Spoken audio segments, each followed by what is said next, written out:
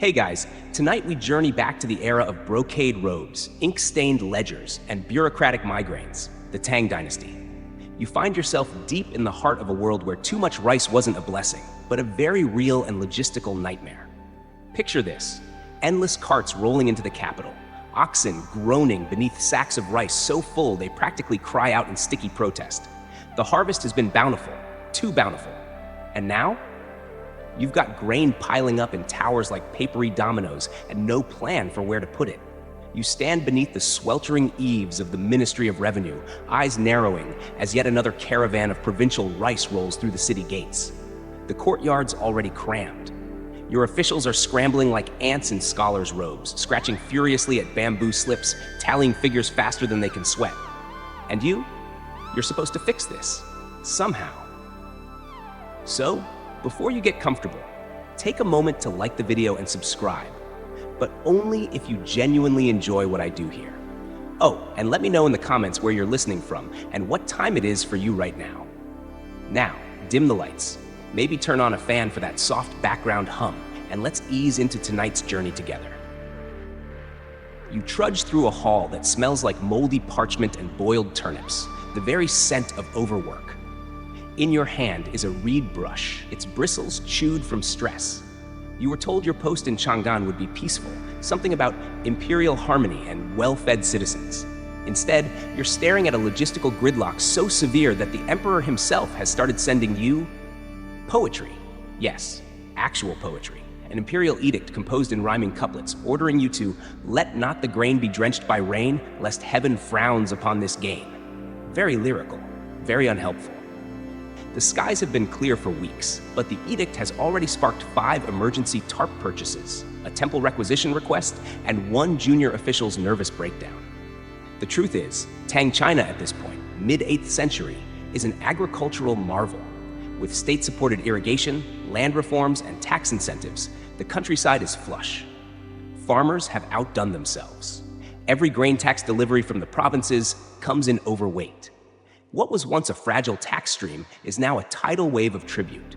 And you're expected to manage this windfall like it's a problem, because it is. Historians still argue whether this particular rice crisis was the result of a freak combination of favorable weather and policy success, or simply poor forecasting and bureaucratic bloat. Either way, one thing is clear: you've got more rice than space to store it. And that's a very bad thing. Outside the granaries, men are shouting. A load has tipped. You rush to the scene just in time to see a mound of polished white rice cascading into the street like a gentle avalanche. A child nearby sticks out her hands to catch some, grinning. You don't know whether to laugh or fire someone. The city guard is already pushing back curious onlookers. Some just hungry, others perhaps considering rice theft as a new profession. You breathe deep. The air is thick with starch and smoke. And just for a moment you wonder, what would happen if you just let people take it? Just opened the gates and said, "Go ahead, help yourselves." But no, that's not how dynastic authority works. Every grain is an accounting line, a tax record, a symbol of imperial order. You can't just give it away. Back inside the ledger hall, your aides await. One proposes that you send the overflow south to the ports, trade it for sandalwood or black pepper. Another wants to dry the rice into long-lasting cakes and store them underground. A third is suggesting giant floating barrels? You stop listening around that point. You collapse into your seat, the woven mat beneath you now a squished pillow of sweat. You look at the massive bamboo abacus resting beside the window. Each click of the beads represents another 100 pickles. Your wrist aches from counting. Your heart aches from the absurdity. Suddenly, you remember something from a report weeks ago. A granary collapsed under its own weight in Luoyang. Dozens of workers buried in rice. Rescuers reportedly dug for 3 days, only to find the men suffocated, mouths still full of uncooked grain. Tragic, and yes, vaguely poetic in a very dark way.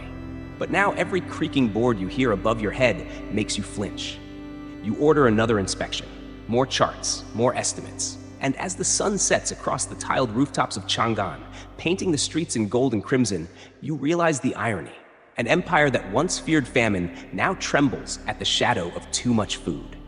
The bells of the outer market chime. A new convoy has arrived. More rice.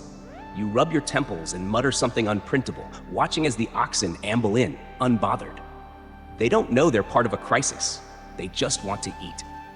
You sit cross-legged on the mat, staring at a scroll that seems to grow longer every time you blink. The ink smears under your thumb where you've gripped too tightly. Yet another report, yet another tax registry from a district you didn't know existed 2 months ago. You sigh.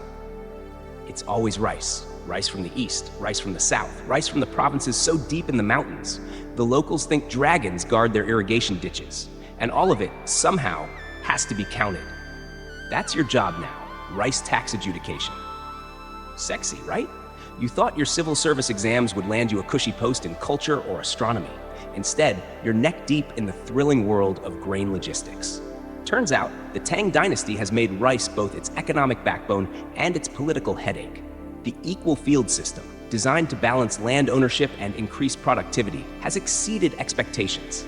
Tax in kind, mostly rice, floods in by the ton, and it's all recorded by people like you with worn brushes and tired eyes. Each bundle of rice arrives with its own paperwork. Or it's supposed to, but sometimes the bundles come with a poetic note from a local magistrate. May this humble grain nourish the great court's wisdom, instead of a tax slip, which is very sweet, but also very illegal. You call in one of your junior clerks. He's sweating through his robes, and his eyebrows look like they're trying to escape his forehead. He holds up a tally sheet with trembling hands and whispers, "This shipment from Jincheng, it's 50 pickles over what they owe." You blink. 50. That's enough to feed a whole village for a month. You narrow your eyes. Over-reporting? He shrugs helplessly. Or bribery. Or someone misread the decimal column again. Or generosity. This is the problem. Tang bureaucracy is a thing of awe, complex, sprawling, in love with red tape and procedure. But it's also a little chaotic. The scribes who invented the ledgers never imagined surplus. There's no neat column for unexpected abundance, only owed and collected. So what do you do with extra rice? Technically, it should be sent back. Practically, that's absurd, so it stays. And each grain becomes your headache. Historians still debate whether the surplus crisis was worsened by corruption or by sincere mismanagement. Some argue that local officials exaggerated their output to win favor at court. Others say the granary inspectors were simply overworked and hungry. You, meanwhile, are beginning to suspect a third theory. Rice itself is sentient and trying to take over the empire. You draft an order to request clarity from the provincial governor. It's the bureaucratic equivalent of shouting into a well. You know you won't hear back for weeks, if ever. But you have to do something. Paper pushes paper. That's the rule. Just as you're folding the message, a commotion erupts in the courtyard. You rise, brushing off grains of rice that have somehow ended up in your sleeves. Outside, a delivery cart is blocking the main gate. A bureaucrat from the neighboring tax office is arguing with one of your grain inspectors. "No, no, no," the man is shouting, veins bulging at his temples. "This rice isn't ours! It's their rice!" He points an accusatory finger at your office, as if you've committed some unspeakable sin. You approach calmly, diplomatically, which is to say, you look like you're about to throw someone into the moat. "What seems to be the problem?" you ask, voice syrupy with fake serenity. "This rice," the other official huffs, "was offloaded in the wrong ledger zone. It's technically under your jurisdiction now." You blink. "It was delivered to us." He crosses his arms, "And now it's your problem." This is how it always goes.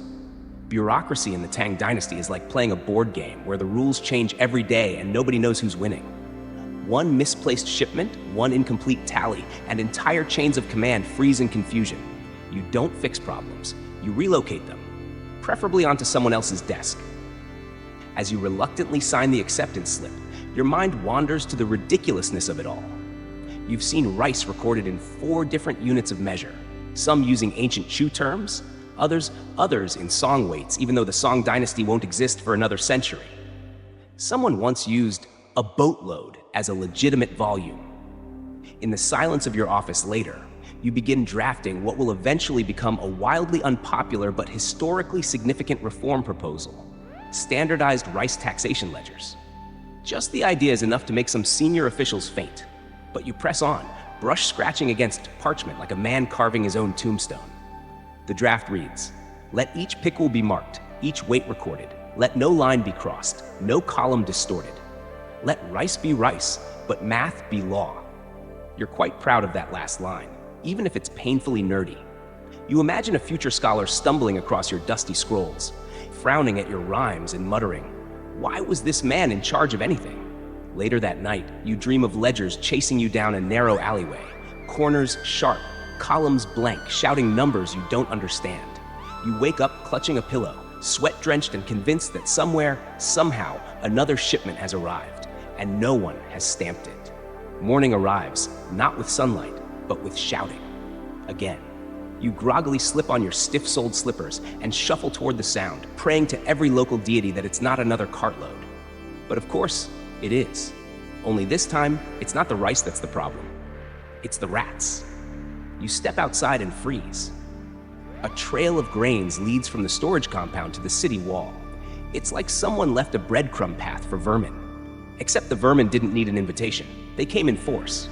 Your guards are standing on benches, flailing spears at the ground as a small army of rice-fat rodents conducts its dawn parade.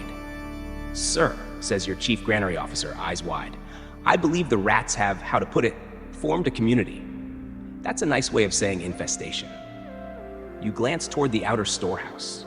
The wooden beams are riddled with scratch marks. Chewed holes bloom across the rice sacks like tiny, grain-puking wounds. The rats have clearly decided that the Tang dynasty's logistical weakness is their opportunity for eternal buffet. Historians still argue whether Tang officials used dried chili smoke, herbal mixtures, or even venomous snakes to deter rodent infestations. What is certain is that cats, as elegant as they are aloof, became unofficial civil servants in many storage districts. Yours? Lazy, sun-soaked, and currently watching the rat parade with amused disinterest. You kneel beside one sack and peel open the hole. Inside, a swirl of movement, half rice, half twitching tails. You recoil. One of the rats squeaks at you. You could swear it's smirking. Something must be done. You call an emergency meeting.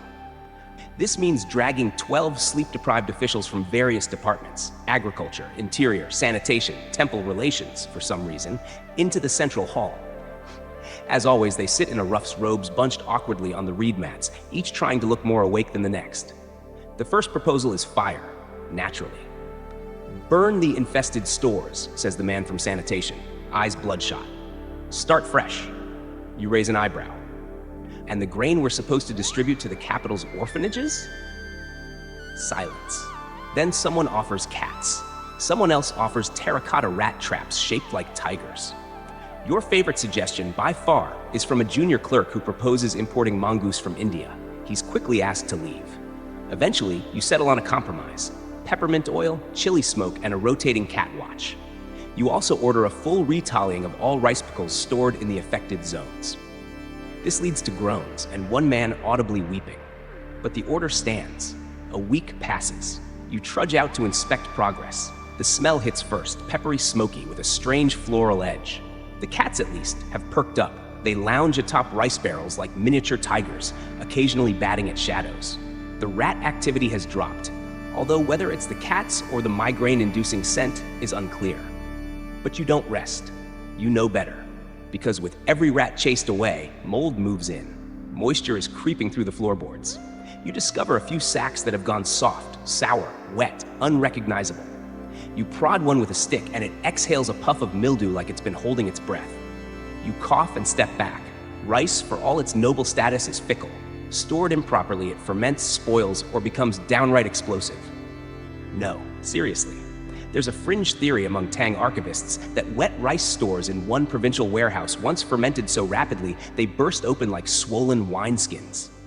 You don't know if that's true, but the image haunts you. You pass a wall with a giant calligraphy scroll pinned to it. It reads, "A storehouse full of rice is a kingdom of responsibility." Someone has added, in smaller characters beneath, "Also rats." You crack a smile, briefly.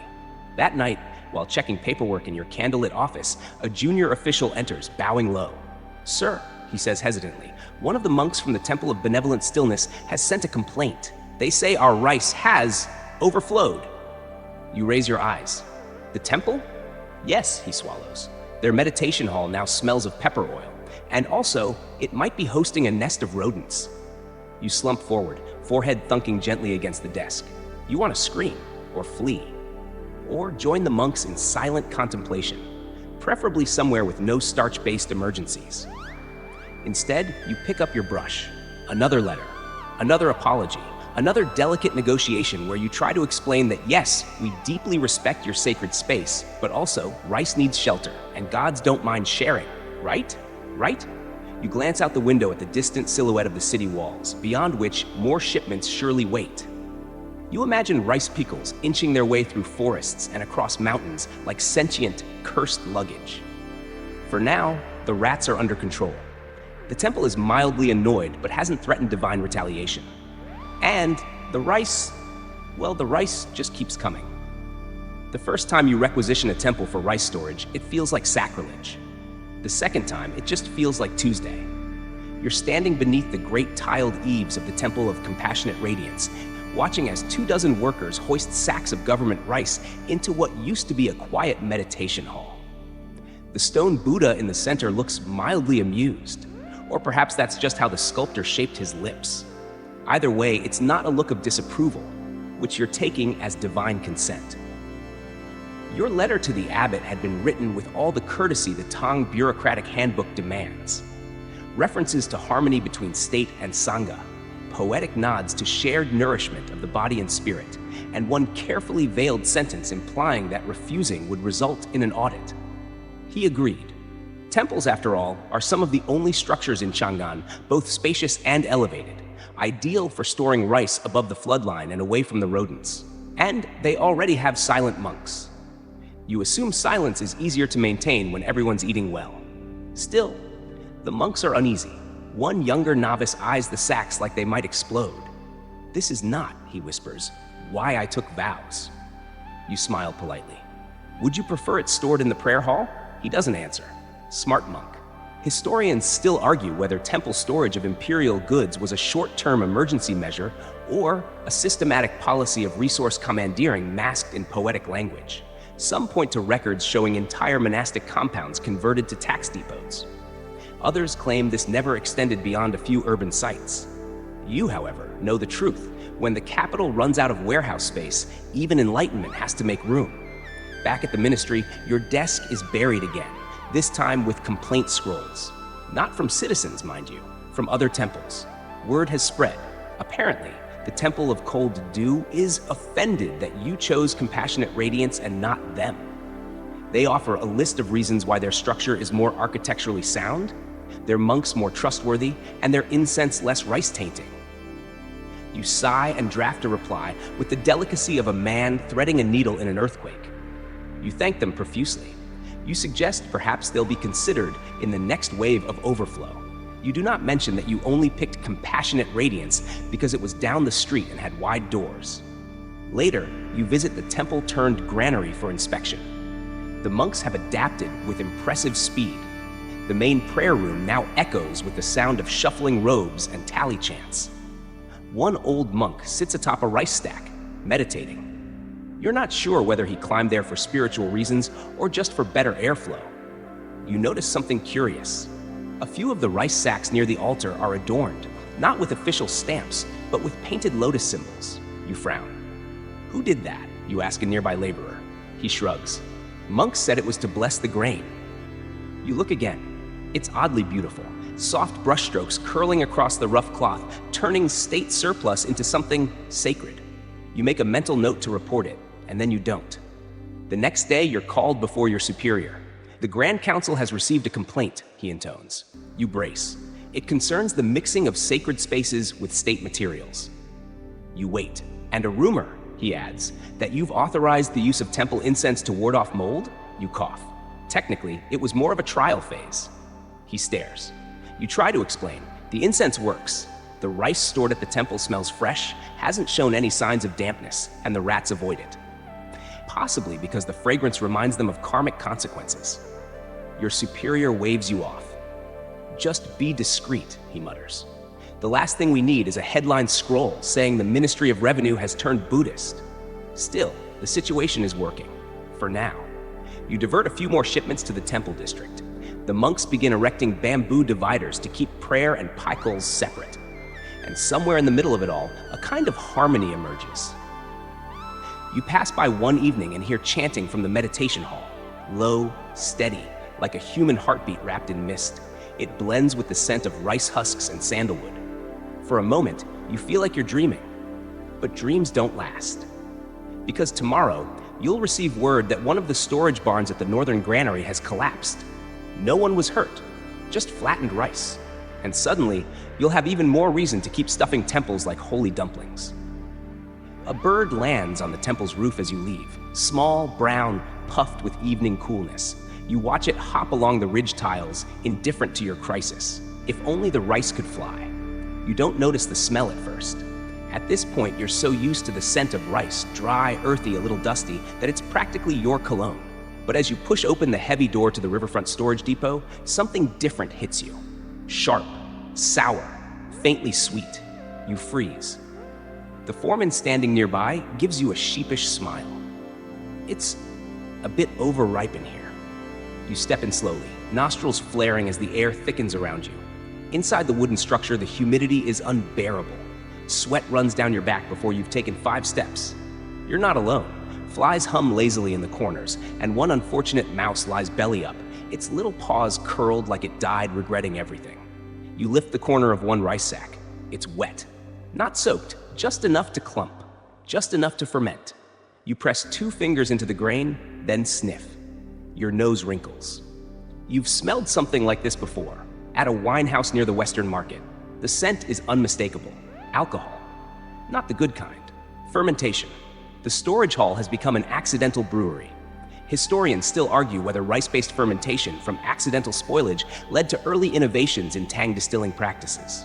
Some records hint at a provincial official who stumbled upon divine liquor in a failed grain depot, but scholars disagree whether the account is literal or allegorical. Either way, you are currently knee-deep in future lawsuits and hangovers. The foreman clears his throat. We were thinking, maybe, bottle it? You slowly turn your head toward him. Or, he continues, we could donate it to the bathhouses. Good for the skin? You breathe deeply. Mistake. The sourness burns your nose. No, you say. We clear it out. Every last spoiled sack. Burn it if we must. He winces. That's a lot of sacks. And it is. The riverfront depot was supposed to be safe. Raised platforms, shaded roof, airflow from the river. But someone didn't account for the mist. Morning fog has been settling into the structure, adding moisture in invisible drips day after day. The result? A spoiled shipment big enough to host the Empire's most tragic wine tasting. Back at your office, you scribble a furious note to the Department of Storage Design, a real thing, tragically, demanding reforms. Slatted flooring, better ventilation, maybe silk tarps instead of oiled cloth, though silk's cost might provoke the Emperor to write another poem. Still, you can't shake the feeling that maybe, just maybe, some good could come from the fermented fiasco. So you try something questionable. You take a small jar, fill it with the semi-liquefied rice from one of the sacks, and send it to a contact at the Palace Kitchen Experimental Office. It's not an official bureau. It's more of a glorified pantry with 3 ambitious cooks and 1 philosophical gardener. But they're curious types, and your note is clear. See if it's edible, or drinkable, or both. A week later, the reply arrives. 1 line, tastes like regret. You don't send any more samples. Instead, you focus on damage control. The spoiled rice is moved to a drying platform and spread thinly under direct sun. You're told this might halt the fermentation. More realistically, it just invites crows. You watch as 3 of them land, pecking disdainfully at the sour grains before flying off, clearly offended. Meanwhile, in a bizarre twist, people in the market begin talking. It's also a trap. You know it the moment you sip it. Smooth, honeyed, just the right edge of bite, and half your staff suddenly becomes very interested in inventory checks. A junior scribe volunteers for triple shifts in the wine storage alcove. Another clerk offers to hand-deliver all future correspondence to the brewing district. You catch the foreman humming in the corridor, cheeks flushed, reeking faintly of jasmine and plum. You lock the wine away. Literally. Iron clasp, 2 seals, 1 key in your desk, and the other in the custody of an official from the Bureau of Weights, chosen solely because he hates drinking. You hope this will curb temptation. It doesn't. Within days, counterfeit wine access requests appear on your desk. written in flawless bureaucratic hand, but dated to years that don't exist. Worse, the bottle itself begins to acquire legend. Someone swears it was blessed by a Taoist hermit who only appears in fog. Someone else claims it's made from a strain of rice grown under comet light. A governor writes to you in purple ink asking if he might inspect it for tax compliance, offering to bring his own cup. You start to feel less like an administrator and more like the custodian of a relic. Then, one evening, as you're working late, you hear a knock. A monk from Compassionate Radiance stands in the doorway, hands folded. He bows, then speaks softly. In our tradition, he says, we sometimes bury wine jars in the earth, not to drink, but to remember patience. You raise an eyebrow? And you're suggesting, he smiles, that perhaps the Empire has enough to drink, but never enough to wait. That night, you carry the bottle to the back courtyard. You dig until your hands ache, the moonlight pooling silver over the damp soil. You lower the wine in, seal it under earth, and mark the spot with a single unpainted stone. In the morning, the rumors start again. This time about treasure. Do you want me to continue the chain of mishaps into the moment where this buried wine sets off a completely new crisis? The strategy, as explained in a tone far too cheerful for the hour, is to use surplus rice as soft power. In plain terms, send it abroad. A fleet is already being loaded in the southern port, bound for a neighboring kingdom with whom relations are politely brittle. The idea is to gift them grain, show imperial generosity, curry favor, and incidentally, clear out a few thousand picals from your ledgers. You are to travel with the convoy as special envoy for grain diplomacy. By the time you arrive at the docks, the scale hits you. Ships groan under the weight of rice sacks, sailors shout over the clink of loading chains, and a gaggle of court-appointed poets are already composing verses about pearls of the earth upon the waves. You eye the cargo warily. Halfway through inspection, you notice a problem. Some of the sacks aren't sealed with the imperial stamp, but with a merchant's crest you recognize from less reputable transactions. You slice one open. Inside, instead of clean, pale grains, you find a mix. Rice, yes, but also barley, millet, and something that might be gravel. You pull the foreman aside. What is this? He shrugs. Filler. Merchants said the foreigners won't notice. Different cuisine, different expectations. You imagine the diplomatic banquet, your hosts politely chewing what amounts to pebbled porridge while eyeing you like you've declared war. You have two choices. One, delay the convoy, replace the sacks, and face the court's fury for missing the ceremonial delivery date. 2. Sail anyway and hope your career survives the fallout. That night, you sit in your cabin, staring at the waves, slapping the hull, and wonder how many Tang Dynasty disasters began with someone saying, "It'll probably be fine." Do you want me to push forward with the version where you try to fix the shipment on the high seas, or the one where you gamble everything and deliver it as is? Your new office is a corner storeroom, hastily cleared of broken abacuses and half-melted wax tablets. There's a chair that wobbles, a desk that leaks sawdust, and a broom that keeps falling over with dramatic flair. You sit there your first morning, sipping lukewarm barley tea, wondering what crimes you committed in a past life to deserve this. Soon, scrolls arrive, lots of them. Reports of abandoned granaries, complaints of spiritual hauntings, the rice whispers at night. Proposals to build underground rice vaults shaped like celestial constellations. One farmer sends you a hand-drawn map of what he calls the flow of the grain spirit, which is just a spiral. You pin it on the wall. You develop a filing system. Green ribbon equals plausible. Yellow ribbon equals possible insanity. Red ribbon equals dangerous, illegal, or extremely creative. Within a week, you've got more ribbons than rice. Then come the inventors. A wiry man with soot-streaked robes presents you with a model of a rotating rice drum. Supposedly, it keeps grain awake so it won't ferment. You ask him what happens if it breaks. He says, catastrophic release. You move that one to the red pile. Another proposes rice bricks for construction, pressed, dried, and lacquered. No worse than straw, he insists, stronger than trust in the census. You build a test wall. It collapses under a stiff breeze. Still, the ideas pour in. And something odd happens. You start having fun. You host a grain symposium and invite clerks, scholars, farmers, even a retired poet who once wrote an ode to millet. You give out awards, most likely to explode, a rice fermentation silo with a lightning rod on top. Most philosophical, why rice? An abstract essay with no punctuation. Most practical, woven rice husk mats for lining damp walls. You actually implement that one. Some colleagues scoff, others raise eyebrows. One superior writes, "The Ministry of Overflow is becoming a circus." You reply, "Circuses solve problems with elephants. We use grain." He doesn't write back. You commission a new sign for your door.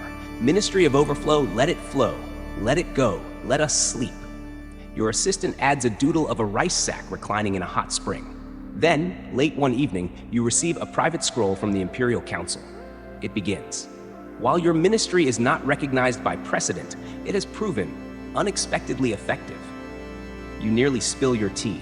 They mention fewer rice riots, creative storage solutions, and even some rural areas requesting overflow agents to help manage local surpluses.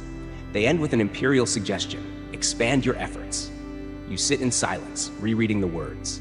For the first time in months, you feel something warm and dangerous. Hope. You draft your response. "We propose a network of overflow cells, modest outposts in key regions with capacity to test, store, and share excess grain. Also, perhaps, a festival?" You hesitate. Then add, "a rice festival, with games." A week later, permission is granted. You laugh, out loud, alone, like a man who has stared into the abyss and found it full of dumplings. You hang the imperial reply next to the spiral map. You add a note.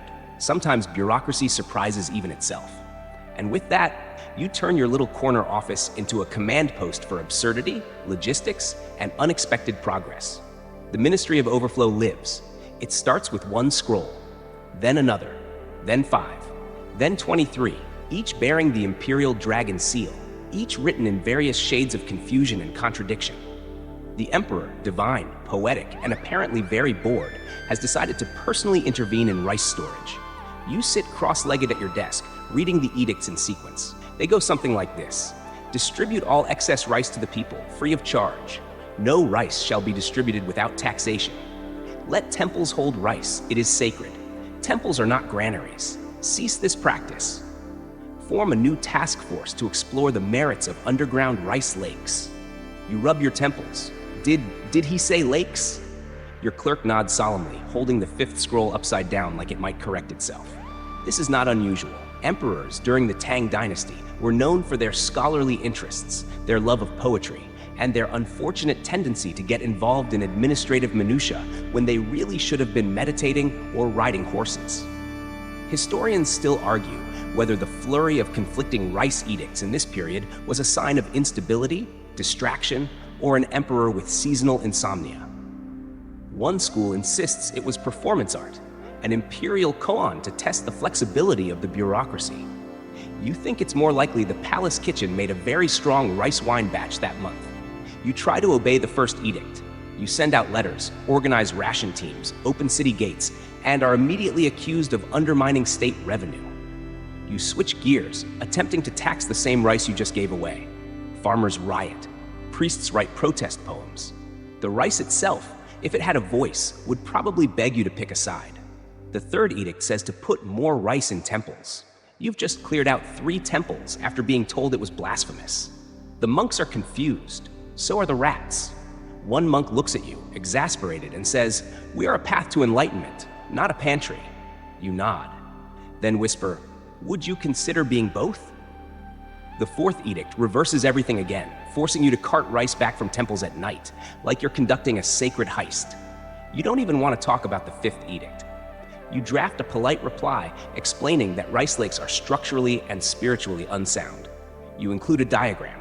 It features one stick figure labeled "civilian drowning in uncooked jasmine rice." Still, you have to send reports. So you do what all seasoned officials eventually learn to do. You obey all 5 edicts simultaneously, selectively, and theatrically. You organize tax-free rice, markets where attendees voluntarily donate coins afterward. You label temple-stored rice as offerings in transit, technically religious. You create a fake blueprint for an underground rice lake, just enough to satisfy imperial curiosity. It includes rice tide schedules and a ceremonial lifeguard. Your assistant finds it hilarious. He draws little fish. Your office becomes a vortex of contradictions. One minute, you're praised for swift action. The next, you're investigated for inconsistency. You start referring to each new scroll by nickname. the one with the rice ducks, the one that forbade rain, the one that rhymed badly, and your favorite, the one that was probably meant for someone else. You develop an internal chart. Complies with Edict A, violates Edict B, approved by Edict C, undermined by Edict D, possibly banned by a dream the Emperor had? You frame it. Still, amidst the chaos, something interesting happens. Your team becomes agile, fast, witty. One scribe invents a system of rice edict mood tracking. He assigns each scroll a celestial animal and writes haikus summarizing each one. It's strangely accurate. Your response memos take on a literary flair. We honor the will of heaven and its ever-shifting commentary on grain. You even begin enjoying the absurdity. Then one day, a new scroll arrives, not from the Emperor, but from his steward. It reads, "His Majesty thanks you for your creative interpretations and elegant compliance. He asks for more updates, particularly regarding the rice ducks." You freeze. The ducks weren't real. You invented them as a metaphor. You may have included a watercolor. You sigh. Then grab your brush. New memo. Rice duck integration strategy. Objective: to explore rice-compatible waterfowl as a buffer against overgrowth and emotional burnout. You draw a little duck in a kanji bowl. Seal it. Send it. Sit back. You've become fluent in the dialect of imperial contradiction. You no longer obey edicts. You choreograph them. In the quiet of your chamber that night, you dream of a duck wearing a scholar's cap swimming through a lake of jasmine rice. You wake up smiling, sort of. The first thing you notice is the silence. No shouting porters, no creaking carts. Just you, standing in the middle of Warehouse District 3, surrounded by neat rows of rice sacks stacked 10 high, and not a soul in sight. Something's off. You squint. The inventory records say this depot should be full, not neatly full, bursting like a steamed bun with too much filling. But these stacks look suspiciously perfect. You pace the aisles, tap a few sacks. Solid. Then you reach the far corner and lift the edge of one bag. You freeze. It's not full, just the top layer. Below, chopped straw, sand. In one case, charcoal bits. You tear into 3 more sacks. Same trick. Like a cake with frosting and no cake. You whisper, "Oh no." Historians still argue whether these rice thefts were organized crime, monk-led smuggling rings, or internal embezzlement covered by silence and incense. Whatever the cause, one thing is clear. Someone is siphoning imperial grain, and hiding it well. You summon the depot foreman. He arrives with too much sweat and too little eye contact. "These bags," you say calmly, "are full of not rice." He chuckles nervously. "Ah, yes, some are, ceremonial displays?" You blink. "Ceremonial displays? Yes," he nods rapidly. "For morale, visual abundance." You stare. "You're telling me someone replaced half the grain in a state warehouse with decorative filler for morale?" He shrugs. "Better than panic." You don't yell. You don't throw the abacus at him. You just say, "Bring me every single warehouse key, now." The investigation begins. What follows is a week-long descent into bureaucratic madness. Secret compartments, hidden tunnels. One granary even has a trapdoor beneath a fake broom closet. You're not sure if you're inspecting a rice depot or infiltrating a criminal underworld with strong opinions on grain. And then it gets stranger. The third edict says to put more rice in temples. You've just cleared out 3 temples after being told it was blasphemous. The monks are confused. So are the rats. One monk looks at you, exasperated, and says, "We are a path to enlightenment, not a pantry." You nod, then whisper, "Would you consider being both?" The fourth edict reverses everything again, forcing you to cart rice back from temples at night like you're conducting a sacred heist. You don't even want to talk about the fifth edict. You draft a polite reply explaining that rice lakes are structurally and spiritually unsound. You include a diagram. It features one stick figure labeled civilian, drowning in uncooked jasmine rice. Still, you have to send reports. So you do what all seasoned officials eventually learn to do. You obey all 5 edicts simultaneously, selectively, and theatrically. You organize tax-free rice markets where attendees voluntarily donate coins afterward. You label temple-stored rice as offerings in transit, technically religious. You create a fake blueprint for an underground rice lake, just enough to satisfy imperial curiosity. It includes rice tide schedules and a ceremonial lifeguard. Your assistant finds it hilarious. He draws little fish. Your office becomes a vortex of contradictions. One minute, you're praised for swift action. The next, you're investigated for inconsistency. You start referring to each new scroll by nickname. The one with the rice ducks, the one that forbade rain, the one that rhymed badly, and your favorite, the one that was probably meant for someone else. You develop an internal chart, complies with Edict A, violates Edict B, approved by Edict C, undermined by Edict D, possibly banned by a dream the Emperor had.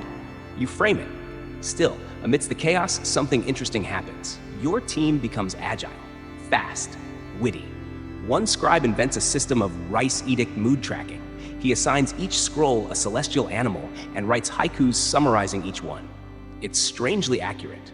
Your response memos take on a literary flair. We honor the will of heaven and its ever-shifting commentary on grain.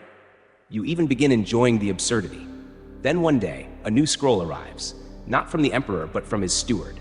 It reads, "His Majesty thanks you for your creative interpretations and elegant compliance. He asks for more updates, particularly regarding the rice ducks." You freeze. The ducks weren't real. You invented them as a metaphor. You may have included a watercolor. You sigh. Then grab your brush. New memo, rice duck integration strategy. Objective, to explore rice-compatible waterfowl as a buffer against overgrowth and emotional burnout. You draw a little duck in a kanji bowl, seal it, send it, sit back. You've become fluent in the dialect of imperial contradiction. You no longer obey edicts, you choreograph them. In the quiet of your chamber that night, you dream of a duck wearing a scholar's cap, swimming through a lake of jasmine rice. You wake up smiling, sort of. The first thing you notice is the silence. No shouting porters, no creaking carts, just you, standing in the middle of Warehouse District 3, surrounded by neat rows of rice sacks stacked 10 high and not a soul in sight. Something's off. You squint. The inventory records say this depot should be full. Not neatly full, bursting, like a steamed bun with too much filling. But these stacks look suspiciously perfect. You pace the aisles, tap a few sacks, solid. Then you reach the far corner and lift the edge of one bag. You freeze. It's not full, just the top layer. Below, chopped straw, sand. In one case, charcoal bits. You tear into 3 more sacks. Same trick. Like a cake with frosting and no cake. You whisper, "Oh no." Historians still argue whether these rice thefts were organized crime, monk-led smuggling rings, or internal embezzlement covered by silence and incense. Whatever the cause, one thing is clear. Someone is siphoning imperial grain and hiding it well. You summon the depot foreman. He arrives with too much sweat and too little eye contact. "These bags," you say calmly, "are full of, not rice." He chuckles nervously. "Ah yes, some are ceremonial displays." You blink. "Ceremonial displays?" "Yes," he nods rapidly, "for morale, visual abundance." You stare. "You're telling me someone replaced half the grain in a state warehouse with decorative filler for morale?" He shrugs. "Better than panic."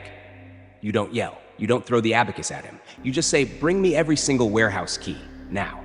The investigation begins. What follows is a week-long descent into bureaucratic madness. Secret compartments, hidden tunnels. One granary even has a trapdoor beneath a fake broom closet. You're not sure if you're inspecting a rice depot or infiltrating a criminal underworld with strong opinions on grain. And then it gets stranger. You visit a mountainside temple requisitioned for overflow storage. The monks greet you with serene smiles and strong tea. Everything looks peaceful until one of your aides slips on a rice husk and crashes into the back wall. A hollow thud. You knock. It's not a wall. It's a false panel. Behind it, a small room, empty, except for 6 sacks of rice stamped for military use, and an altar, an actual altar, with candles, and what appears to be incense made from rice flour. You ask the abbot. He folds his hands. "We perform rituals for bountiful harvests." You raise an eyebrow. "With military rations?" He smiles. "The gods require purity." You don't argue. You just make a note. Possible spiritual smuggling. Further inquiry needed. Approach carefully. Monks have political backing. Still, the worst discovery is yet to come. You send out emergency audits across the entire district. Clerks return pale-faced, sweating, eyes wide like they've seen ghosts, or worse, auditors from the tax ministry. One report reads, out of 3,000 registered sacks, 912 unaccounted, 216 visibly tampered, 47 sacks contained only feathers. You blink. Feathers? A second report. Granary 6. Guards confess to selling grain on black market in exchange for plum wine and poetry scrolls. You laugh. You actually laugh. You sit down and giggle like a man who's completely unhinged. plum wine and poetry. At least it's not weapons. You know what comes next. The Imperial Auditor. He arrives in full regalia, black robes, 2 assistants with portable writing desks, and the kind of expression usually reserved for tax evasion and low-quality oolong. You walk him through everything. He says nothing. He examines the tampered sacks, the hollow walls, the feather-stuffed bags. He writes meticulously. Then he turns to you and says, "And your involvement?" You resist the urge to scream. "None." He blinks. "Prove it." You hand over every scroll, every memo, every sarcastic drawing you've made for the past 3 months, including the duck in a rice lake. He frowns at that one, deeply. Still, after 2 days, he departs, leaves behind a short note. Find the rice, or find new employment. You frame it. It's somehow less stressful than the Emperor's poetry. You launch what you call Operation White Grain. You assign spies. You recruit retired inspectors. You start a citizen reward system. Anyone who reports hidden rice caches gets a certificate, 3 clean sacks, and public recognition on the Ministry of Overflow's wall of grain honor. A month later, sacks begin turning up. In bathhouses, in graveyards, one buried beneath a stage in a traveling puppet theater. Another used as a pillow by a retired general who insists he was preserving it for patriotic purposes. You're exhausted, but impressed. Tang Dynasty corruption is many things. Shameful, yes, but it is also extraordinarily creative. One night, as you walk through the warehouse district, a child runs past, dragging a broken rice sack behind him. Grains spill behind him in a trail. You follow, quietly. He vanishes into an alley. You don't follow further. Instead, you just smile. Somewhere deep inside you know, you won't find all the rice, but you'll find enough. By now, you've become a rice whisperer. You can tell the origin of a sack just by the color of the twine. You can distinguish mildew from fermentation with a single whiff. You dream in inventory charts. Your body is made of tea and passive-aggressive scrolls. So when the poetry starts, you barely react. It begins innocently enough. One of your clerks, fresh-faced and dangerously enthusiastic, recites a few lines while logging rice tallies. 3,000 sacks, a sea of white. We count by day and we dream by night. You glance up. Cute. Now get back to work. But the damage is done. A week later, half your team is writing verses on their inventory scrolls. Another junior scribe turns in a storage report written entirely in haiku. You threaten to reassign him to Rat Patrol. He thanks you, then recites a farewell couplet about rodent dreams. At first, you're annoyed, but as you read more of their work, scribbled in margins tucked between complaint forms, you start to notice something. They're good. One poem compares warehouse shelves to mountains and the grains to snow. Another laments a sack split too soon, calling it the falling of edible stars. It's ridiculous. It's beautiful. And somehow, it helps. Your team, drowning in numbers, is coping through verse. You give in. You commission a wall scroll, a big one, on which staff can post their best rice-related poems. You call it the Ledger of Grains and Graces. Even you contribute. May our grains not rot. May our pens not break today. May my tea stay hot. Historians still argue whether this flowering of bureaucratic poetry reflected Tang China's broader literary culture or was just a side effect of widespread overwork. But if anyone asks, you say it was your idea from the beginning. Still, not everyone's happy. One day, a visiting official from the Ministry of War walks past your scroll and sneers, "What is this? Verse management?" You smile sweetly. Better than siege budgeting. He doesn't come back. Meanwhile, the poetry spreads. Someone tapes a limerick to a shipment of military rations. A soldier who marched with some rice said, "This beats lice and it's nice." He stirred in some plum, then marched on with a hum and dreamt of rice dumplings, not vice. Your supervisor visits, sees it, and bursts out laughing for the first time in months. Suddenly, you're known, not just as the man trying to hold together a collapsing grain empire, but as the bureaucrat bard. Someone even starts sketching you on scrolls with a brush in one hand and a rice sack in the other. You look oddly heroic, tired, but poetic. And maybe that's okay, because honestly, what is bureaucracy if not performance art with consequences? Your office turns into a curious blend of poetry and panic. You juggle spoiled rice reports while editing verses. You write a letter to the emperor explaining a recent overflow accident entirely in rhymed couplets and get an imperial chuckle in response. You begin to suspect that poetry might be more effective than policy, until disaster strikes. a shipment of blessed rice, certified in gold ink by 3 senior monks and signed with a ceremonial poem, arrives, completely rotten. Worse, it's full of insects. One flies out and lands on your lip. You scream internally. You summon the clerk who certified it. He shrugs. The poem was moving. You slap your forehead. The rice moved too, with bugs. You order an immediate moratorium on poetic certification.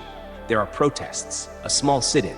One scribe threatens to quit unless allowed to submit sonnets with his spreadsheets.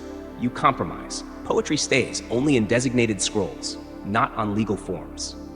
That evening, you find a poem tucked into your desk drawer. It's unsigned. It reads, "When sacks grow heavy and ledgers grow long, when rice turns bitter and the math feels wrong, remember the pen, the path, the grain, and scribble your heart like falling rain." You read it 3 times. Then you add, "And don't forget mold-proof tarps." Later that night, you attend a gathering in the warehouse courtyard. Someone brought a lute. A clerk sings about spoiled grain with so much emotion you nearly cry. It hits you. For months, this job has worn you down. The contradictions, the rice lakes, the duck mandates, the missing sacks, the late-night audits, and yet somehow, through poetry, the absurdity becomes bearable, even beautiful.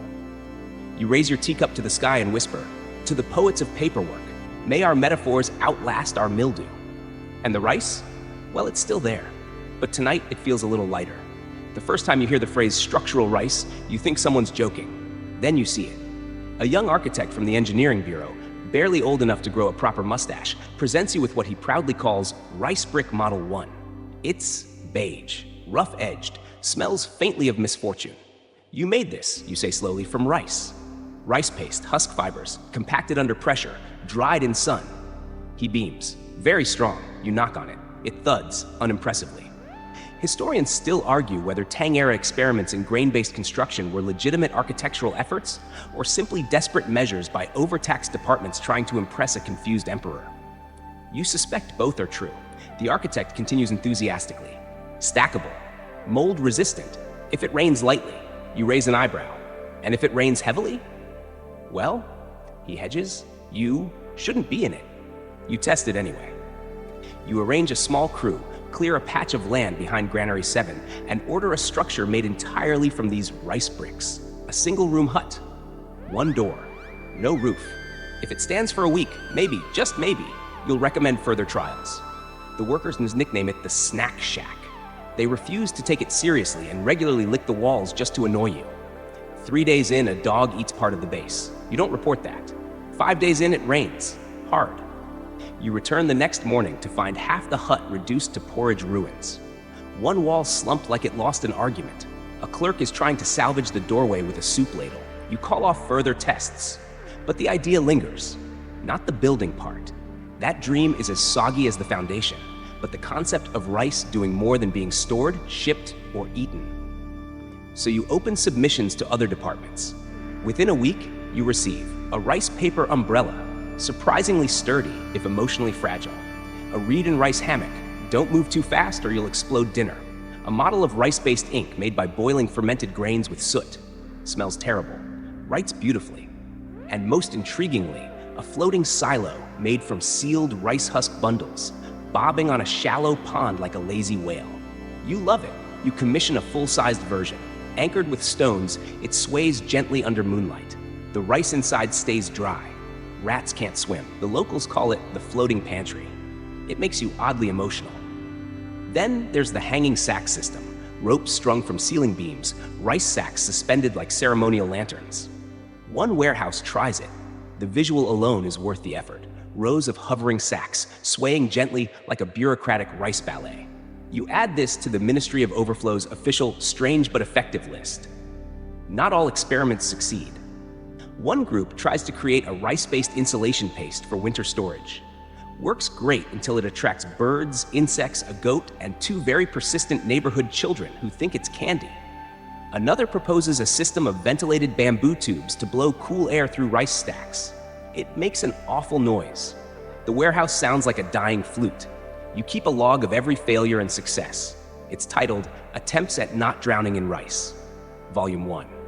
One night, you walk through a warehouse where an entire wall has been reinforced with compressed rice husk panels. You run your hand along the surface, smooth, Sturdy. Smells neutral. A triumph. Then you hear a quiet munching. You glance up. A squirrel perched on a beam, gnawing confidently on the wall. You sigh. Later that week, during your report to the Board of Granary Affairs, a group so dry they make sand look emotional, you dare to present your findings. You show sketches, measurements, even a short poem you wrote about the floating silo. They are silent. Then one older member clears his throat and says, "This is nonsense." You nod. Yes. He blinks. But it's working nonsense. You list the savings: reduced spoilage, better airflow, fewer rats, fewer riots, more community involvement. People are engaging with rice again, not just as food, but as something almost creative.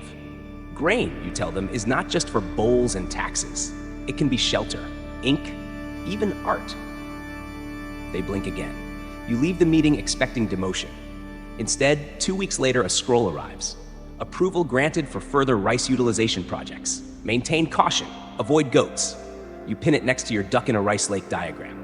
Later that evening, you sit by the floating silo, listening to the creak of the husk bundles as they drift gently. A full moon shines above. The water glimmers. You think, maybe absurdity is just innovation in disguise. You close your eyes, breathe in. The scent of rice, still there, always there. But perhaps finally beginning to make sense. It starts with a dream, or more precisely, a nap taken in the corner of Warehouse 12, your head resting on a sack of jasmine rice, and your brain utterly fried from a full day of inventory recitations and accidental poetic debates about mildew. In the dream, you're floating, not through clouds, but on a raft made entirely of woven straw mats drifting across an endless sea of grain. You hear a soft voice whisper, "Stack higher, sleep deeper." You wake up and think, wait a minute, stacking, sleeping, mats. You sprint to your desk, knocking over a teacup and a perfectly stacked pile of complaint scrolls. You scribble something on parchment, straw mat layering system for vertical rice storage. Then you cross that out and write, revolutionize space, use soft stuff, also sleep better. And thus begins the most unexpectedly relaxing phase of your rice management career.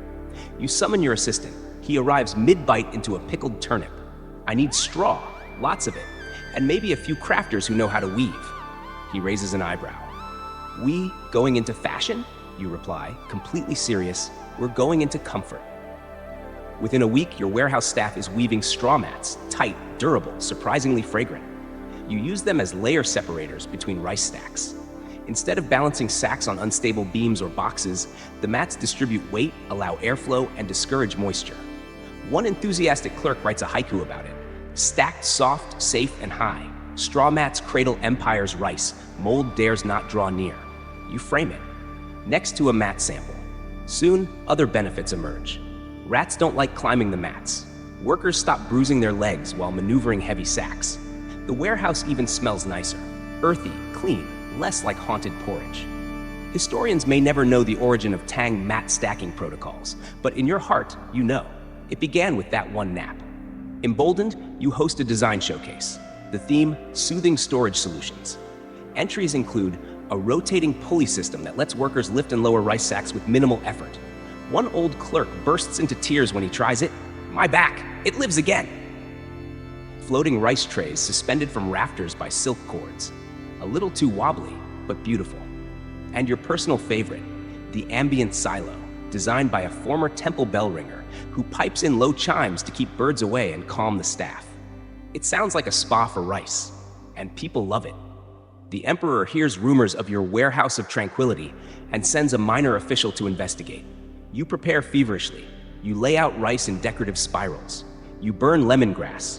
You even dress your warehouse guards in matching pale green robes. The inspector arrives, walks through the mat-lined halls, and sighs audibly. Peaceful, he mutters. He writes only 2 words on his report, structurally meditative. You'll take it. Your next challenge arrives in the form of 3 scholars from the Central Office of Inventions. They are skeptical. They wear the faces of men who have spent too much time indoors with ink fumes and not enough time with actual rice. One of them gestures at a straw-matted rice stack. What's this supposed to do? You gesture back. Prevent collapse, allow breathing room, and if needed, nap space. Nap space? You nod. We call it dual-purpose logistics. One of them writes that down. After a brief tour, they actually ask for mat schematics. You provide them with hand-drawn diagrams and a poem titled "The Soft Between the Hard." Your assistant coughs violently in the background. You receive word that 3 provincial warehouses are adopting the method. 2 more request training mats. You consider licensing them. Then laugh. You can't even license your own signature. Someone forged it yesterday to order extra dumplings. Still, success has a smell, and for once, it's not mildew. To celebrate, you host a staff sleep-in. Everyone brings a pillow. You serve warm congee with sweet dates. You even read aloud from the ledger of grains and graces while a breeze rustles through the mat-lined windows. One clerk falls asleep halfway through a sonnet about sack rotation. He snores like a tiny flute. You let him sleep, because here's the truth. People who rest well work better, and rice doesn't spoil under careful hands and rested eyes. The next morning, a message arrives from the Ministry of Public Order. It reads, "Please explain why your warehouse was reported as a wellness facility." You write back, "It is, for rice and souls." They don't reply, and really they don't need to, because the rice is safe, the mats are strong, the staff is happy, and you're finally sleeping soundly. There's a saying in the outer villages, when rice flows freely, the gods are smiling. When it piles up, someone's lying. You've lived long enough among scrolls and sacks to know there's truth in that. Which is why, on this unseasonably warm afternoon, as you sit before the Imperial Council, robes clinging to your knees, you finally say the thing everyone else has been too afraid to admit. Perhaps it's time we stop hoarding the rice. The room stills. An advisor coughs. A pigeon outside coos like it's holding its breath. You continue, gently but firmly. The warehouses are full. The temples are tired. The grain spoils faster than we can count it. And the people are, if I may speak plainly, hungry for dignity. Let the surplus go. Give it away. The silence thickens like kanji. Then someone chuckles. It's the Minister of Infrastructure, of all people, the man whose idea of generosity is reducing moat depth by 2 inches. "Give it away," he repeats. "How revolutionary." You don't flinch. Better that than watching it rot, or vanish, or be eaten by another inspector's cousin's donkey. Historians still argue whether Tang bureaucrats ever truly adopted a rice redistribution policy for the public good, or whether these moments of generosity were just trial efforts, quickly buried under scrolls of caution. You like to think your proposal mattered, even if the records don't say so. Because 1 week later, an edict arrives. Let the excess grain, deemed unfit for long-term storage, but not unfit for the human stomach, be distributed to common households. First in the inner cities, then to the provinces. Let the rice be steamed, stirred, shared. You cry.